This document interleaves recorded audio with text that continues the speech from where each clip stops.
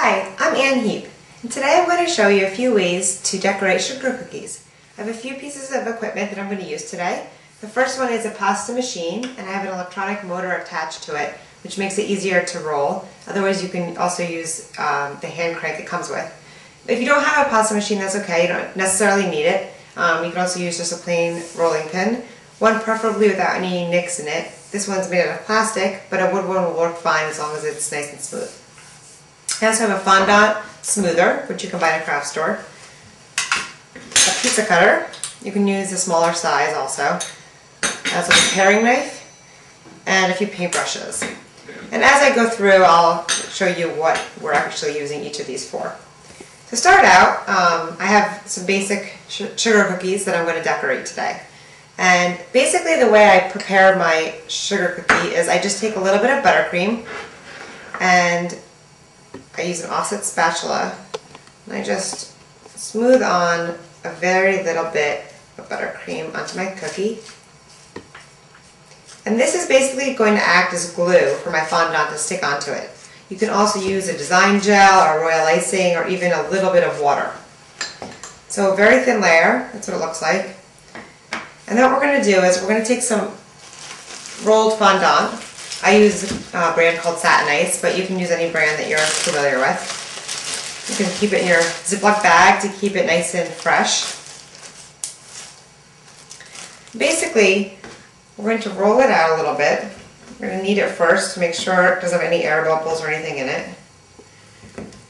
And you're going to roll it out just thin enough so that the pasta machine will be able to roll it through its rollers. Now if you don't have a pasta machine, you can use your rolling pin and just roll it out to the desired thickness. So if you do have a pasta machine, I like to roll it out to the thickest level, which is number 1 on this machine.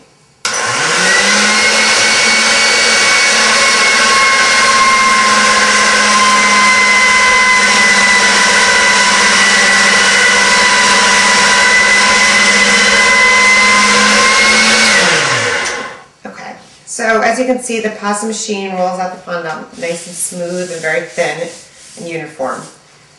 So now what I'm going to do is I'm going to take the cookie cutter that I used to cut the cookie itself out with, which is a snowman, and I'm going to use it to cut the fondant out. And I'm going to press down on it, and I'm just going to pull up around the fondant so that you have a nice clean edge. The fondant we're going to wrap back up in its Ziploc bag so that it doesn't get dry. It will dry out, and once it's dry, you really can't use it anymore because little chunks will get in there and it won't be smooth.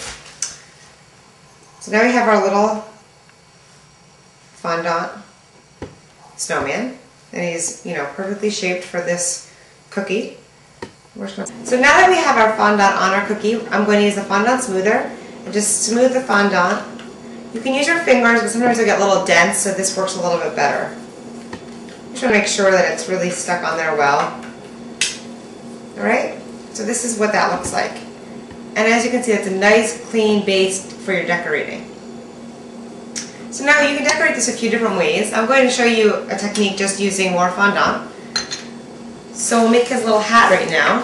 And I'm going to take some black fondant and I'm going to roll it through the pasta maker. I'm actually going to roll it a little bit thinner than the first layer, just because we don't want someone to have a big bite of fondant in their mouth when they go to bite his little head. So we're going to roll it out and we will put the machine on 4. And if you're rolling it out by hand, just try to make it a little bit thinner than you did the regular white.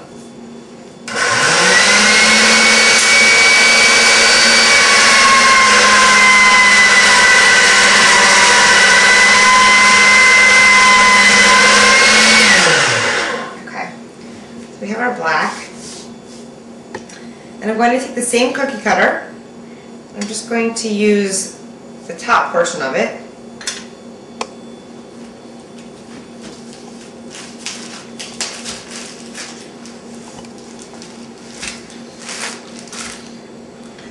And this is when we're going to use the pizza cutter now. You can use a knife also. The pizza cutter does work very well though. We're basically just going to cut off the hat. And depending on what cookie cutter you're using, you could sort of decide what design elements you want to use. If you have, you know, something with maybe different little feet on them or something, you can maybe just do the fondant sneakers or something like that. Okay, so now what we're going to do is we need to adhere this fondant onto the fondant on the snowman. So all we're going to do is take a paintbrush with just a little bit of water and paint it on. And the water will act like glue for the little hat. You can also use a little bit of royal icing if you'd like. So we just put that on there. Spread it. For this little bit of decoration, I'll just use my finger because the fondant smoother is a little too large to get in there. So that's what the cookie looks like at this point. Now from here, I'm going to show you a way to decorate without actually having to pipe anything. If you like to pipe and you're good at piping, you can, obviously put on some royal icing eyes, a nose, a scarf. But if you don't like to pipe, you can use these very handy dandy. They're basically food coloring markers, and they work just like a regular marker. And you use it just like a marker. You write right on the fondant. You can write right on your cookie. And it's a really great way to write, a name or a date or anything you possibly could think of. So for this case, we're going to draw little coal eyes and a mouth and some buttons on to our snowman. So you just use it like you would a pen or a marker. It's very easy. So that's what it looks like with the coal on them. And then we'll use, they come in all different colors, these markers, so I'm going to use an orange one, and I'm going to make a little carrot nose. You can also use a little strip of fondant if you want. But if you're trying to go for ease of use, this is definitely the way to go. And your kids can help you, and you don't have to have a really steady hand. And that's what your cookie looks like.